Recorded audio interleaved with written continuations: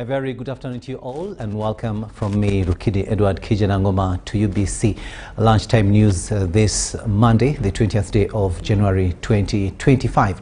We are coming to you live online and on air from Broadcasting House here on Nile Avenue. Now, police has cautioned the general public to be more vigilant while carrying out bank transactions in Kampala and surrounding areas. Now, this comes after police foiled a robbery attempt in a joint security operation by the police flying squad and crime intelligence last week in Kamocha at Acacia Mall. Take a watch.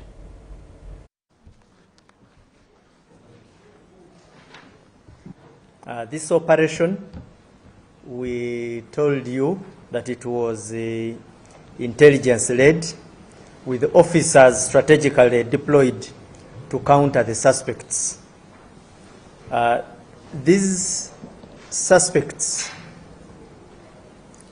constitute part of the larger gang known for targeting individuals carrying large sums of money, which had graduated from non-armed assaults. The gang we are talking about has been targeting people without using tools, but by advantage of their energy, they box their and kick their victims into submission, and they have been very particular dispossessing victims of money, especially targeting them from either banks or money serving outlets like mobile money centers. Just to give you a small background, that by the time police entered into this mission, they were following that gang, which was led by a notorious figure called Abdulrahman Bakata, alias Pancho, commonly known as Pancho, and one called Tom Sange Farouk. This Tom Sange Farouk, according to our intelligence reports, he was also killed in a previous incident. So this operation, an undercover police officer, we explained all this, but for those of you who may not have got benefit of this information, police managed to enter deep into nipping the bird, planting a victim. These persons target that victim, and it is during that process that the suspects are put out of action. We shared the photos in the newsprint. Those who were put out of action were Amis Mohammed, commonly known as Chemical, then Lukwago Sharif, Sevaka Michael, Fahad Katongole. There is Adam Tuisabe, who is commonly known as Tuisabe Innocent, and Daddy Esse, commonly by the names of Mani Ruhozake. Now, of these six, Amis Mohammed, commonly known as Chemical, that one we have shared. He has a very stunning criminal record.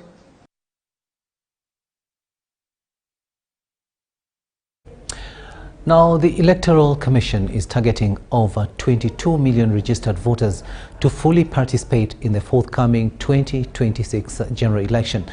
The chairman of the Electoral Commission, Justice Simon Byabakama, has revealed this to the media while flagging off the National Voters Register Update exercise at one of the polling stations in Kamocha, Kampala, where this exercise had earlier kicked off.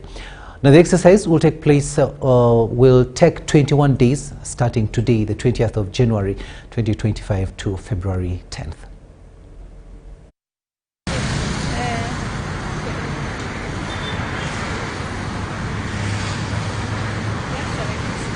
The The Electoral Commission has launched a very important exercise in the run-up to the 2025-26 general elections, and that is the update of the National Voters Register. This is to give an opportunity to those first-time voters to turn up at the various registration centers across the country and apply to register as voters. You must be a Ugandan citizen of 18 years and above. Our projection was that we would add about 4 million voters. So our projection is about 22 million voters. The various centers which we have informed the people where to go to in the entire country, we have mobile registration units which are going around the sub-counties. Now, of course, in the city, because of the high density because of the high numbers of people, we are deploying 2 kits per registration center. For example, here at Kamocha, we have 2 kits, and other places of Kampala. We make sure that in the urban areas, we deploy enough personnel and enough kits to take care of the high numbers of people. Law says that we have to create a cutoff date for registration of voters. And secondly, one of the hallmarks of a credible, free and fair election is a credible register. So we must therefore end registration by a specific period, because when you look at the roadmap in its entirety, the register must be ready by May, June of this year, because we are going to start with elections for special interest groups at village level. We are starting with the youth village committees, all the persons village committees, and the persons with disability village committees. Now, the register must therefore be available by the time we start those exercises.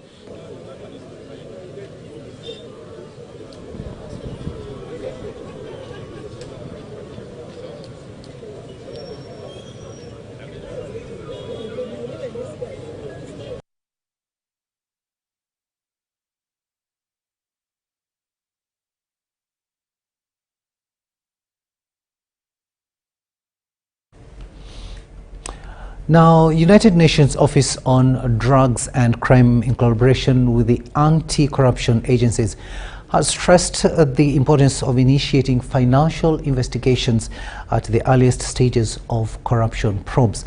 Now, experts observe that delays often allow individuals under investigation to dispose of or conceal assets, rendering recovery efforts futile. This was during a meeting organized by the Eastern Africa Anti-Corruption Platform for fast-tracking the implementation of the United Nations Convention Against Corruption in Kampala. Sudaktaye gives more. Now, in 2021, there was an amendment to the Act which now required everybody to declare. That raises the number who must declare from 35,000 to 400,000. There was not a relevant increase in the capacity of the IG to handle verification, because verification is part of the Act. You declare, then the inspectorate will verify. But we are so undercapacitated to be able to verify that we do very little work on verification. So we've had a conversation actually last week with the Minister of Finance, even with the Parliament, and say expect us to verify, but we did not have the capacity in terms of resources to verify. And the Minister of Finance, they took it seriously, and Parliament took it seriously as well. So I hope that they will facilitate the Inspector of Government to be able to perform its constitutional function of verifying declarations. At the start of an investigation, once someone knows they're being investigated, was still when a case goes to court, they will deal away with their property so that they keep at least the proceeds to themselves in one way or the other.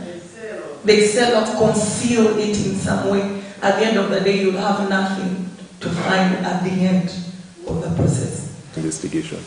If a case is investigated, let's say money has been embezzled from Ministry of Finance, 50 million shillings. Where has the money gone? Have we followed that money? Okay? And if we have followed it, have we managed to to trace in whose pockets it went to? Have we tried to seize that money? Have we tried to seize property of corresponding value from that person who we believe embezzled that money?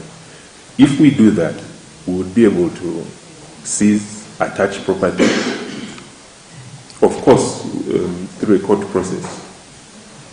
And at the conclusion of our prosecution case, we can ask court that we have attached these several properties.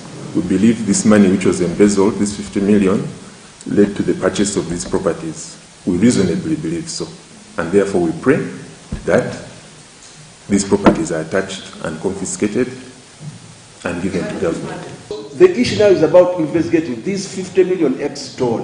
What did it do? So that we can get that property, attach it, and proceed with the case. If you are acquitted, we give you back your property. Because at the end of the day, if you're to get a restraining order in court, your prayer has to be connected to the asset. Either the person derived a benefit, if you're to get a restraining order, or the asset is directly connected to the offense you're investigating. It's not getting all the properties that the person has, but in your financial investigations, you have to relate the asset to the crime. And it's at that moment that you'll be able to get a restraining order, which will then be turned into a confiscation order at the end of the trial. Because if we just get all the assets that have been declared by an individual, but do not connect them to the crime that is being prosecuted or investigated, in a way it turns out to be an exercise in futility because there is no connection between the two.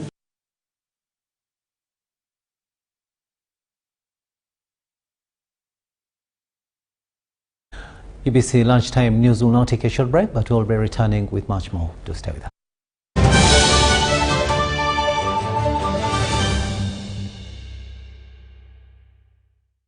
Here's your chance to win school fees for your child for a whole year. Just pay school fees using Momo. Dial *165 *80#. Select option 2 for school pay. Select option 1 to pay school fees. Enter the student number and amount and approve the transaction. You will now enter the draw to win school fees.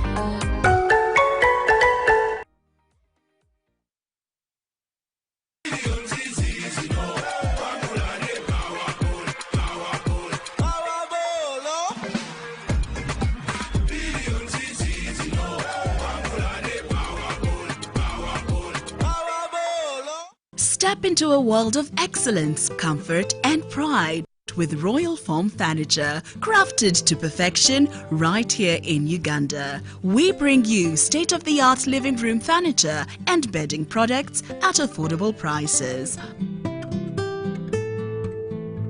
Our wide variety of mattresses include orthopedic, pillow top, spring mattresses suitable for institutions like hotels and many others for home comfort. With every piece telling a story of royal excellence, our products are built with the highest quality materials made to last. Experience royalty with Royal Form Furniture, proudly made in Uganda, so buy Uganda and build Uganda. Visit our showrooms at Ginger Road, Chambogo Junction, Bukota Chisasi Road, and on Victoria Mall, Entebbe, on the first floor.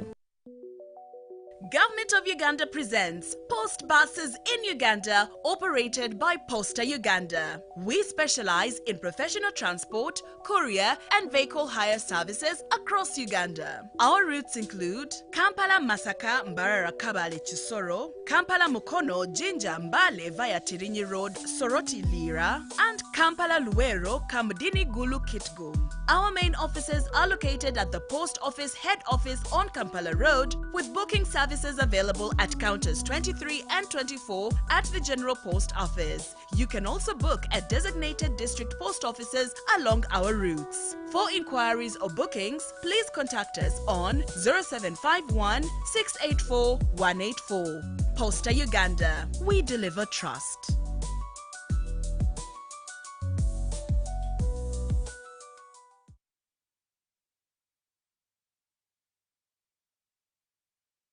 Tuli ku ground Plascon paint and win. This year, Plascon Paint and Win. The cuckoo round. Chicho, buy paint worth 100K. Get a scratch card. SMS the code to 7197. Stand a chance to win instant airtime, 1 million shillings bully day or a share of a 3 million shillings jackpot each week. What do you want the brand new Bodas, tuk-tuks, and so much more? Catch the Paint and Win action every Monday on Bukede One, NBS, and Sanyuka TV. Plascon, color your world.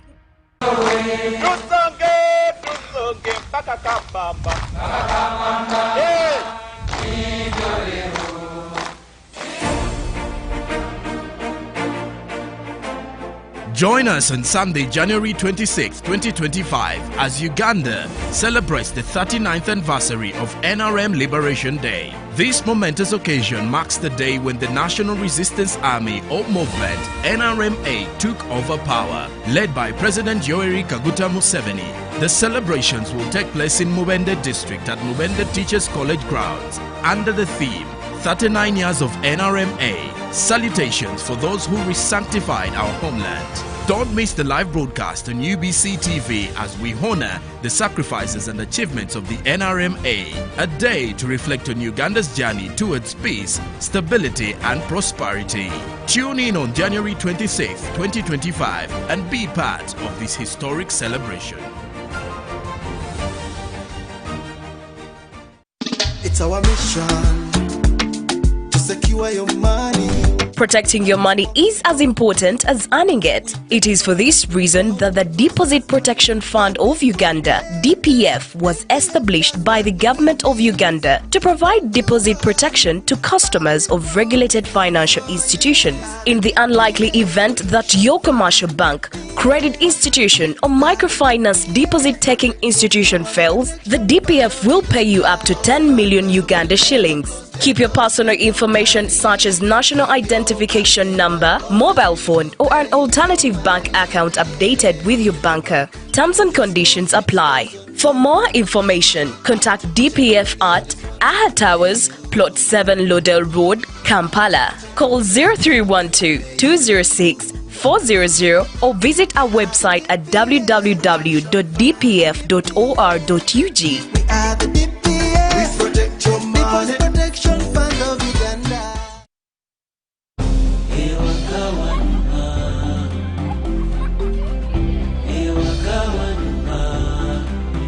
Tukwaniriza waka eri ebisanyusa.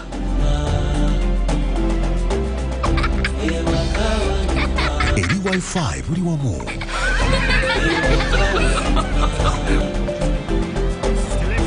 Eri speedi za internet ezawaggulu. Eri obukuumi.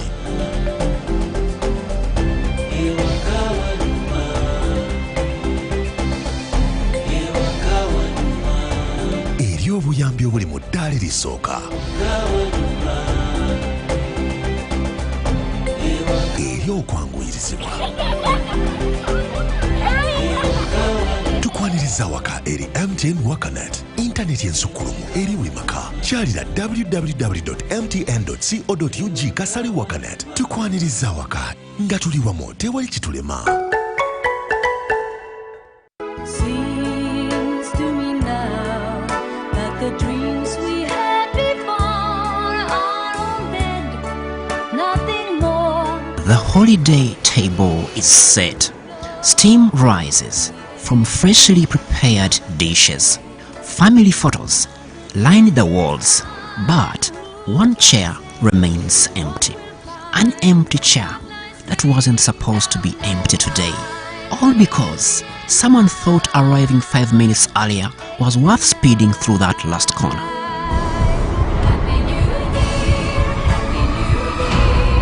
No destination. This festive season, thousands of chairs across our country should not remain empty. Chairs that hold our fathers, mothers, children, friends. Is your rush worth leaving an empty chair at someone's table? Drive within speed limits, because every empty chair tells a story of loss that could have been prevented. Speed kills. Drive to arrive alive. tofiira ku kkubo. This message is brought to you by Uganda Broadcasting Corporation in partnership with Uganda Professional Drivers Network, Private Sector Foundation Uganda, and Maritime Cargo. Step into a world of excellence, comfort and pride with Royal Foam Furniture, crafted to perfection right here in Uganda. We bring you state-of-the-art living room furniture and bedding products at affordable prices. Our wide variety of mattresses include orthopedic, pillow top, spring mattresses suitable for institutions like hotels and many others for home comfort. With every piece telling a story of royal excellence, our products are built with the highest quality materials made to last. Experience royalty with Royal Foam Furniture, proudly made in Uganda, so buy Uganda and build Uganda. Visit our showrooms at Ginger Road, Chambogo Junction, Bukota Chisasi Road, and on Victoria Mall, Entebbe, on the first floor. In a nation hungry for truth, a world where every story matters, there exists a beacon of trust and reliability. For decades, they've been our voice and our window to the world, holding the mirror of our history. With 4 TV stations and 11 radio channels spanning 27 languages, they stand as guardians of information, defenders of truth. With Mascari Heritage Advantage, they uphold every citizen's right to reliable and free information. Their archived stories shaped our past and illuminate our present. Yet now, as new challenges arise and the world evolves, their mission faces its greatest test yet. Be part of our journey and let's navigate the unknown, uncover the untold, and safeguard our future together. Tune into your public broadcaster, for it is the intersection of trust and truth. Because to UBC, your story, and every voice matters. UBC, inspiring Uganda.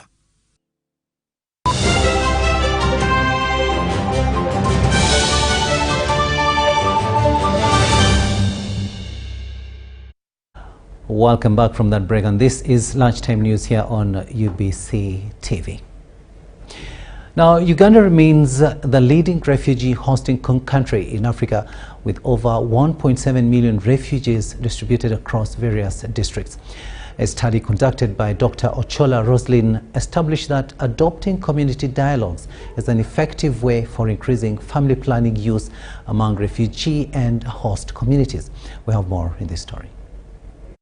In her study funded by Nuffic, Netherlands and Makerere University Research Innovations Fund, Dr. Achola's research entitled Decision Making About Family Planning Use Among Refugee and Host Populations in a Jumani District points to the critical role of family planning in improving maternal and child health in refugee settings. Whereas limiting family size was identified as a key motivator to family planning use, Dr. Rosalini's study findings revealed key dynamic pathways to decision-making processes in family planning. Among the notable identified barriers to family planning use included harassment by partners and the side effects of family planning commodities. My study was big, complex, but I managed to investigate and my findings were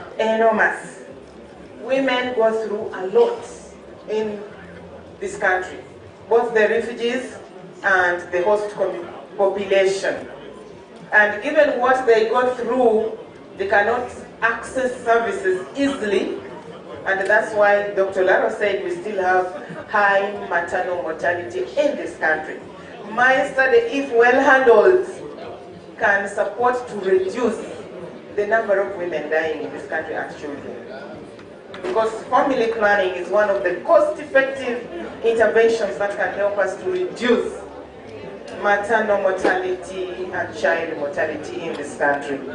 The study established that adopting community dialogues is effective for increasing family planning use from 30.2% to 37.6%. We still have about 189 mothers dying per 100,000. We really would want to do to reduce that. We still have seen children who are born. So we really have a lot of work. So that we do not just say that you've got a PhD, but we look at variables that what has it contributed. Her research was supervised by Professor Christopher Garimoy Orach, Associate Professor Lynn Atuyambe, and Dr. Elizabeth Nabiwemba. You have joined the table of mentorship. You have joined the table of humility. Dr. Achola's directorate was received with excitement in the entire Kwa Adola kingdom, whose king Kwa Adola Moses Stephen Owor graced the Thanksgiving ceremony in Kampala. The Thanksgiving ceremony, held in Namugongo, a Kampala suburb, was preceded with a mass at the Basilica.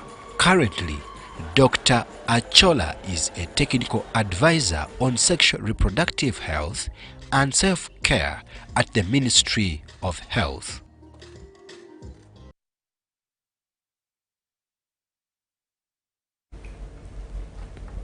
Now let's go back to the stories that are making news, and that is about the voter registration exercise and update. And let's go to Kajansi now, where in Kajansi Town Council and Entebbe Municipality, the voters register update exercise started with a low turnout. The Mayor, Kajansi Town Council, Alhaji Ndaula Al-Bushar, has asked the Electoral Commission to avail enough equipment to each parish and ward to enable the electorate involved in the ongoing activity effectively. First and foremost, I would like to appreciate the work that has been done by the Electoral Commission to organize this exercise as it has started for today's case. But according to my observation, as I've seen currently, when you happen to reach on the centers, you find that there are few people. So that means there is a communication gap. And that communication gap is going to affect the whole process.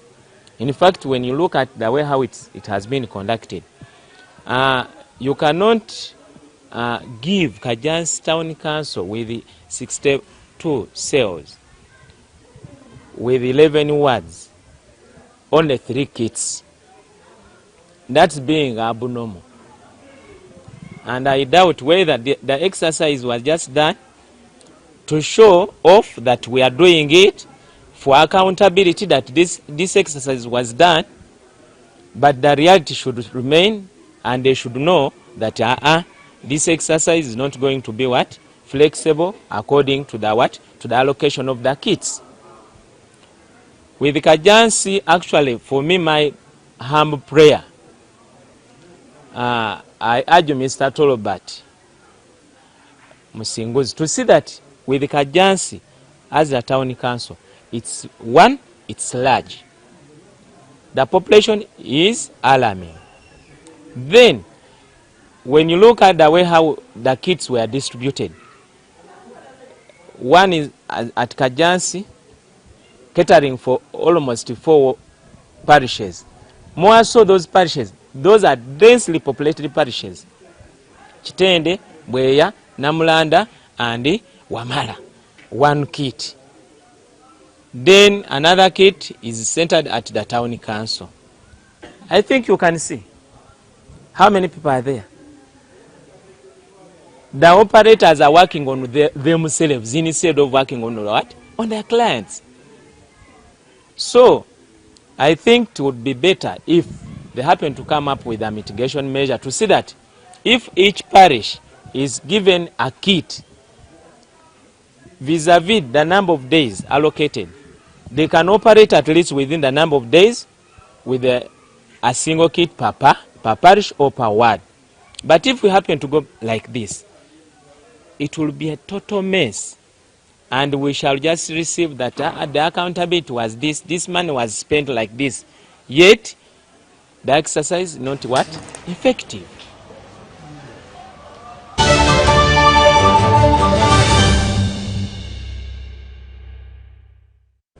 An update on international news now, and we go to the United States of America, where a calm environment prevails in the United States as President-elect Donald Trump prepares to take office Monday. Even though the presidential race stood out for the heated rhetoric, there are some who expect Trump will adopt a conciliatory tone in his inaugural speech. This is scheduled for President-elect Donald Trump on the eve of his inauguration. His agenda included a wreath-laying ceremony at the tomb of the unknown soldier in Arlington National Cemetery, and a rally at the Capital One Arena in downtown Washington, the same venue where the inaugural parade is expected to take place Monday to protect attendees from the freezing temperatures that are forecast. The U.S. Capitol saw some protests Saturday, but overall, the atmosphere in this government transition period remains calm. Former Trump strategist Steve Bannon anticipates the president-elect will adopt a conciliatory tone after he's sworn in Monday for a second term in office. I think he'll lay out the challenges, and he'll lay out the beginning in some sort of 60,000-foot level, what his policies and proposals are, but I think it'll all be about unifying the country and going forward together. Democrats stand ready to work with the incoming administration. Democratic Senator Alex Padilla told ABC. If we want to build on our progress from the last 4 years in record job creation, wage increases, record sustained low unemployment, and historic investments in our nation's infrastructure from an economic and security standpoint, that's great. President Joe Biden made his last official trip Sunday to Charleston, South Carolina, where he marked Martin Luther King Jr. Day, the federal holiday which also falls on Monday in honor of the civil rights leader.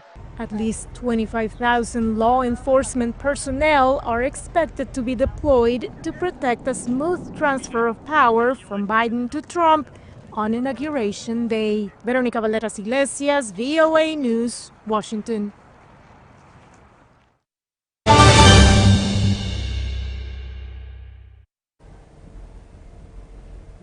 And that brings us to the end of this lunchtime news edition here on UBC TV. Thank you so much for having kept us company. I'm Rukidi Edward Kijanangoma, wishing you a blessed afternoon. But up next here on UBC TV is The Score with Ruben Mpima Chivirango.